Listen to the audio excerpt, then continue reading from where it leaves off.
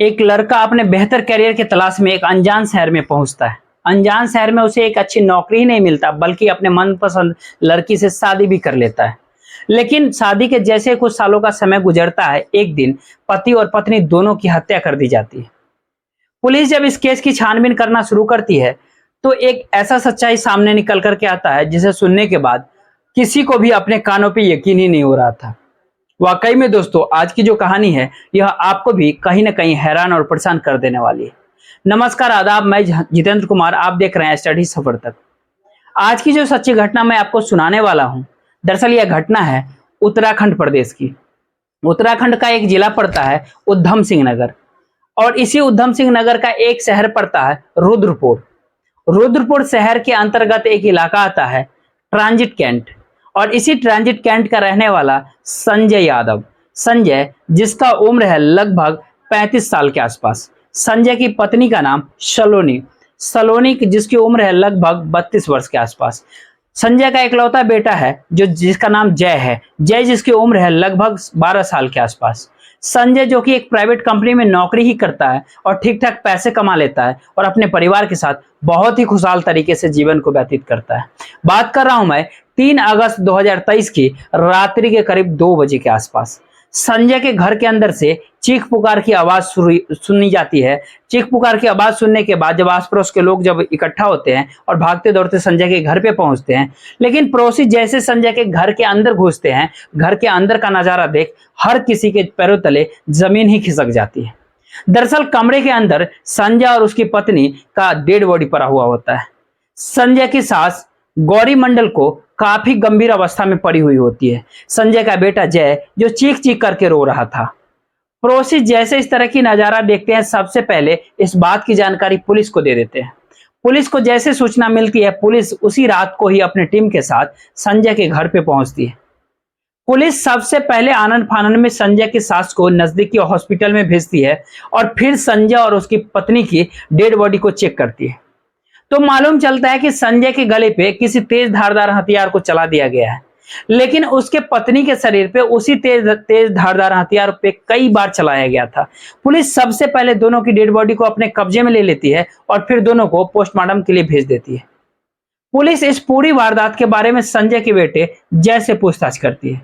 तो जय कहता है कि साहब, रात्रि के वक्त एक बदमाश हमारे घर में घुस आया था और उसी ने मेरी मम्मी पापा की हत्या कर दिया है।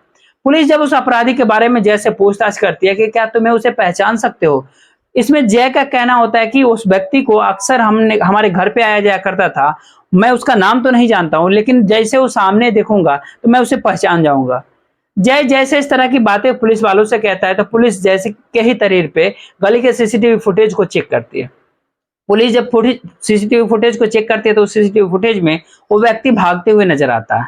पुलिस जब उस व्यक्ति को जय से दिखाती है, तो जय उस व्यक्ति को देख करके हाँ कहते हैं, हाँ साहब, यही वो व्यक्ति है जो रात्रि के वक्त हमारे घर में घुस आया था। पुलिस जब उस व्यक्ति के फोटो लेकर के आस पड़ोस वाले लोगों को दिखाती है, तो पड़ोसी उस व्यक्ति को देख करके पहचानते ही नहीं, बल्कि पुलिस वालों से कहते हैं कि साहब, इस व्यक्ति का नाम जगदीश है। जगदीश जिसकी उम्र है लगभग 25 वर्ष, जो उत्तर प्रदेश के शाहजहांपुर का रहने वाला है। पुलिस को अब यह तो पूरा क्लियर हो जाता है कि संजय और उसकी पत्नी की हत्या जगदीश ने ही किया है। इसीलिए पुलिस अब जगदीश को अपने कस्टडी में लेने के लिए अपने टीम के साथ उत्तर प्रदेश के शाहजहांपुर में जगदीश के घर पे जाती है। पुलिस जब जगदीश के घर पे पहुंचती है तो मालूम चलता है कि जगदीश अपना घर छोड़ करके फरार हो चुका है। इसीलिए पुलिस अब जगदीश की हर जगह पे तलाश करना शुरू कर देती है। पुलिस जगदीश के मोबाइल को सर्विलांस पे डाल देता है। इस बीच में जगदीश का मोबाइल कई बार ऑन भी होता है और ऑफ भी होता है, लेकिन जब जब उसका मोबाइल ऑन और ऑफ होता है, हर बार उसका लोकेशन बदलते रहता है, जिसे देख करके पुलिस वालों को लगता है कि शायद जगदीश पुलिस के डर से भागने की कोशिश कर रहा है। जगदीश जब पुलिस के हाथों में नहीं आ पाता है, पुलिस अब जगदीश को कस्टडी में लेने के लिए उसके ऊपर 25,000 रुपए का इनाम भी रख देता है। लेकिन इसके बावजूद भी जगदीश पुलिस के हाथों में नहीं आ पाता है। इसीलिए पुलिस अब अपने खबरियों को भी काम पर लगा देती है। पुलिस जैसे अपने खबरियों को काम पर लगा देती है, लगभग 6 दिन के बाद 9 अगस्त 2023 को एक खबरी थाने में जाता है और पुलिस वालों को सूचना देता है कि साहब, जगदीश उत्तर प्रदेश के रामपुर शहर में छुपा हुआ है। खबरी जैसे इस तरह की सूचना पुलिस वालों को देता है, पुलिस खबरी के तहरीर पे अपने टीम के साथ उत्तर प्रदेश के रामपुर शहर में जाती है और बताए हुए जगहों पर चारों तरफ से घेर लेती है और फिर जगदीश को अपने कस्टडी में लेकर के वापस थाने में पहुंच जाती है। और फिर पुलिस जब जगदीश से संजय और उसकी पत्नी की हत्या के बारे में पूछताछ करना शुरू कर देती है। पुलिस जब दोनों की हत्या के बारे में जगदीश से पूछताछ करना शुरू करती है, जगदीश बिना किसी सख्ती दबाव के तुरंत ही अपना जुर्म कबूल कर लेता है। लेकिन जगदीश जब इस हत्या की पूरी कहानी बताता है तो वाकई में इसे सुनने के बाद किसी को भी अपने कानों पर यकीन ही नहीं हो रहा था। संजय जो कि उत्तर प्रदेश के आजमगढ़ जिले के रहने वाला है। घटना से ठीक 17 साल पहले संजय अपने एक बेहतर कैरियर की तलाश में उत्तराखंड का रुद्रपुर शहर में जाता है। वहां पर एक प्राइवेट कंपनी में नौकरी ले लेता है और फिर एक किराए का कमरा लेकर के वहीं पर रहने लगता है। संजय जिस कंपनी में नौकरी करता है उसी कंपनी में संजय की मुलाकात सलोनी से होती है। सलोनी जिसके पिता का नाम है दिलीप सिंह व मां का नाम है गौरी मंडल। दिलीप सिंह जो सुभाष कॉलोनी में रहता है। दिलीप सिंह को टोटल 2 बेटियां हैं, जिसमें बड़ी बेटी सलोनी। संजय और सलोनी के जब पहली बार मुलाकात होती है, दोनों के बीच में पहले दोस्ती होती है, फिर बातचीत करते करते संजय और सलोनी के बीच में प्रेम प्रसंग शुरू हो जाता है।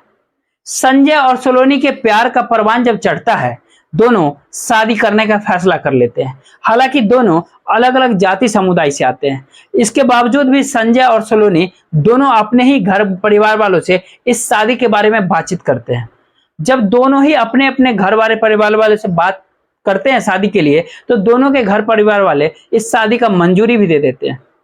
उसके बाद से संजय सलोनी से शादी कर लेता है और फिर अपने ससुर के घर में ही घर जमाई बन करके रहने लगता है। जैसे ही कुछ साल का समय गुजरता है, संजय का एक बेटा हो जाता है जिसका नाम जय रखता है। लेकिन संजय का बेटा जैसे इस दुनिया में आ जाता है, उसके बाद से संजय की सास उसके लिए ट्रांजिट कैंट में एक घर खरीद देती है और फिर अपने दामाद के साथ ही रहने लगती है। संजय जिस घर में रहता है उसी घर के सामने ही जगदीश रहता है। जगदीश भी किराए पे रहता है। जगदीश जो कि उत्तर प्रदेश का शाहजहांपुर का रहने वाला है, जो जगदीशपुर अपने तलाश में आया था। रुद्रपुर शहर में जगदीश आया था। जगदीश जब रुद्रपुर शहर में आता है, उसे अपने मनपसंद का काम नहीं मिलता है, इसीलिए राजमिस्त्री का काम करना शुरू कर देता है। एक दिन जगदीश जब अपने काम पे नहीं जाता है तो अपने घर पे ही रहता है और अपने छत पे टहलते रहता है। लेकिन जगदीश जब अपने छत पे टहल रहा था, पहली बार उसी दिन ही सलोनी को देखता है। जगदीश जब पहली बार सलोनी को देखता है, उस तो सलोनी की खूबसूरती देख जगदीश पहली नजर में उसे अपना दिल दे बैठता है। इसीलिए जगदीश सलोनी के बारे में पता करना शुरू करता है। थोड़े ही दिन के बाद जगदीश को यह पता चल जाता है कि सलोनी शादीशुदा ही नहीं है, बल्कि उसका एक बेटा भी है। लेकिन इसके बावजूद भी जगदीश सलोनी से बेइंतहा मोहब्बत करने लगता है। अब जगदीश सलोनी के नजदीक जाने के लिए उसके घर भी आना जाना शुरू कर देता है। जब भी सलोनी के घर पे जाता है तो उसे भाभी के रिश्ते से बुलाता है। इस रिश्ते की वजह से उसे हंसी मजाक भी करने लगता है। हंसी मजाक करते करते जगदीश सलोनी को कभी कभी कुछ ऐसी भद्दी बातें कह देता है जिसे सुन करके सलोनी को भी बड़ा अजीब सा लगता है।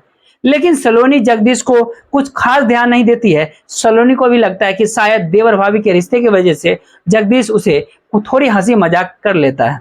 लेकिन जगदीश सलोनी से अपने दिल की बात कहना तो चाहता है, लेकिन चाह करके भी अपने दिल की बात उसे नहीं कह पाता, क्योंकि सलोनी जगदीश को थोड़ा सा भी भाव नहीं देती है।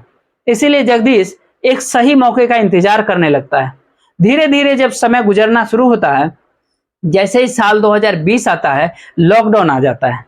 लॉकडाउन आ जाने की वजह से जगदीश का काम बंद हो जाता है, उसकी माली हालत खराब हो जाती है। इसीलिए जगदीश वापस उत्तर प्रदेश अपने घर चला आता है। जगदीश अपने घर पे तो आ जाता है, लेकिन इसके बावजूद भी सलोनी को कभी भूल नहीं पाता है। वो देखते ही देखते 2 साल का और समय गुजर जाता है। इन 2 सालों में एक बार जगदीश दिल्ली भी जाता है। दिल्ली में जाकर के काम तो करता है, लेकिन काम करते वक्त भी कभी भी सलोनी को भूल नहीं पाता है।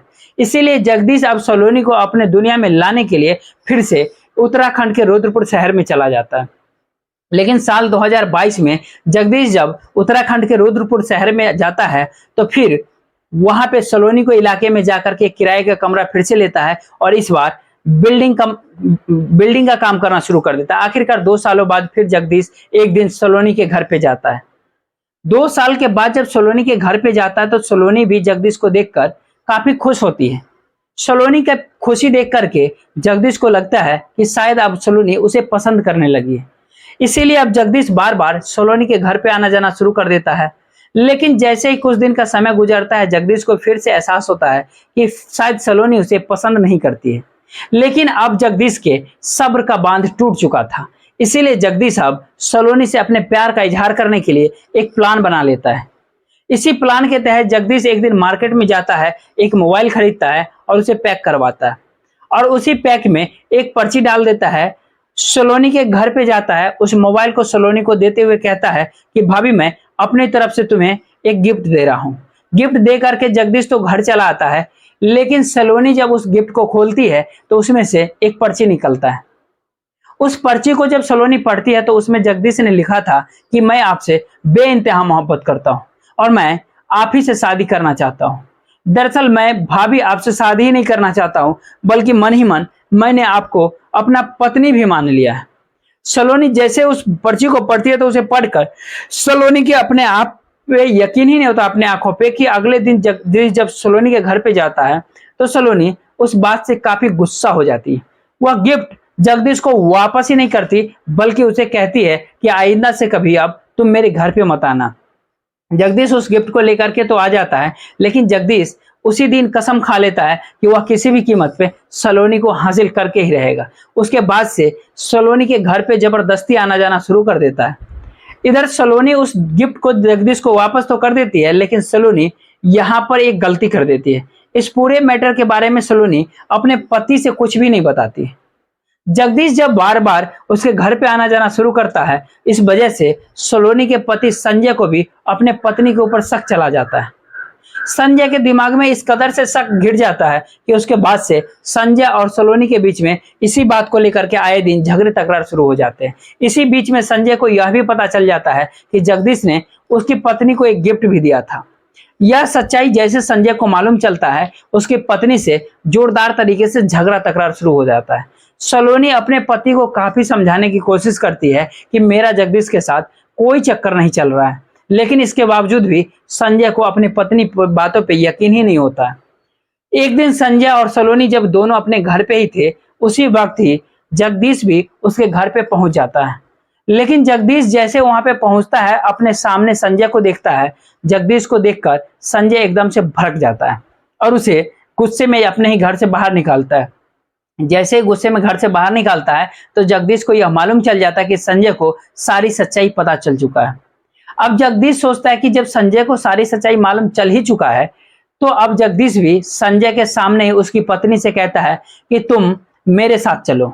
जगदीश सलोनी का हाथ पकड़ लेता है और जबरदस्ती उसे अपने साथ ले जाने की कोशिश करता है, जिसकी वजह से सलोनी और संजय जगदीश से काफी बहस करने लगते हैं।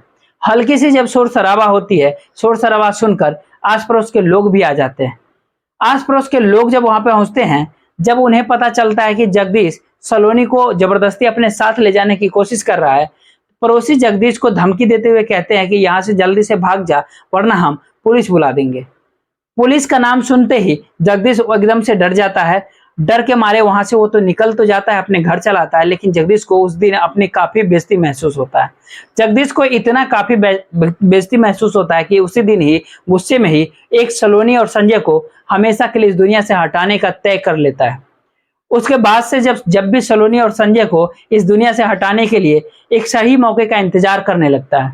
आखिरकार वह मौका भी जगदीश को बहुत जल्द ही मिल जाता है। 3 अगस्त 2023 को संजय के कॉलोनी में एक शादी पड़ता है। इस शादी में आस पड़ोस के तमाम लोग इकट्ठा होते हैं। उसी शादी में जगदीश भी पहुंच जाता है और फिर संजय और सलोनी के ऊपर नजर रखना शुरू कर देता है।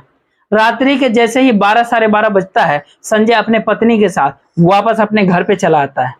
घर पे जब पहुंच जाते हैं, उसके बाद वह लगभग 2 घंटे तक जगदीश इंतजार करता है ताकि वो दोनों गहरी नींद में सो जाए। जैसे ही रात्रि का 2 बज जाता है, जगदीश संजय के घर पे जाता है तो उसका दरवाजा अंदर से बंद था। जैसे तैसे करके जगदीश उस दरवाजे को तोड़ देता है। हालांकि दरवाजा जब तोड़ता है, हल्की सी आवाज भी होती है, लेकिन अगल बगल में पूरे कूलर और पंखा चलने से कोई आसपास के लोगों को सुनाई नहीं देता है। जगदीश जैसे ही दरवाजा तोड़ करके कमरे के अंदर एंट्री करता है तो देखता है कि संजय काफी गहरी नींद में सोया हुआ है। उसी नींद में ही जगदीश अपने पास से एक तेज धारदार हथियार निकालता है और संजय के गले पे चला देता है, जिसकी वजह से संजय की चीख पुकार भी नहीं निकल पाती है। उसके बाद से उस जाता है वो कमरे में, तो सलोनी भी देखता है कि गहरी नींद में सोया हुआ है। लेकिन जब जगदीश सलोनी के कमरे में जाती है और हमला करता है तो सलोनी जग जाती है और फिर उसका विरोध करने लगती है। सलोनी जब चीखना चिल्लाना शुरू करती है तो उसकी आवाज सुन करके उसकी माँ और उसका बेटा दोनों जग जाता है। लेकिन इससे पहले कि उसके दोनों जाकर के सलोनी को बचाते, जगदीश सलोनी के ऊपर इस कदर से वार कर देता है कि जिसकी वजह से सलोनी की भी घटनास्थल पे ही मौत हो जाती है। जगदीश जब वहां से भागने की कोशिश करता है तो सलोनी की माँ उसे पकड़ने की कोशिश करती है, लेकिन गौरी मंडल जैसे ही जगदीश को पकड़ने की कोशिश करती है, उसी तेज धारदार हथियार से गौरी मंडल के ऊपर भी हमला कर देता है, जिसके वजह से वो गौरी मंडल को भी वहीं पे गंभीर अवस्था में गिर जाती है। उसके बाद से जगदीश वह बाहर निकलता है और बड़ी आराम से मौके से फरार हो जाता है। वाकई में जगदीश जब इस पूरी कहानी पुलिस वालों को बताता है तो खास करके ये असलियत आसपास के लोगों को जब पता चलता है तो किसी को भी अपने कानों पे यकीन ही नहीं हो रहा था कि जगदीश इस हद तक अपने कदम को आगे बढ़ा लेगा। फिलहाल पुलिस ने जगदीश को अपने कस्टडी में लेकर उस पर गंभीर धाराओं में मुकदमा दर्ज करके जेल भेज दिया है। दोस्तों, इस पूरे घटनाक्रम के सुनाने का उद्देश्य आपको परेशान करना नहीं था, किसी को तकलीफ देना नहीं था, बल्कि आपको बताना था, आपको जागरूक करना था। आप जहां भी रहे सुरक्षित रहे और अपनों का ख्याल रखें। तब तक के लिए जय हिंद, जय भारत।